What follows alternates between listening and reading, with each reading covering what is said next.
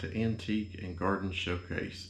It's good to have you back on here, and it's good to be back after a long absence. I'm hoping to be back on a more regular basis now.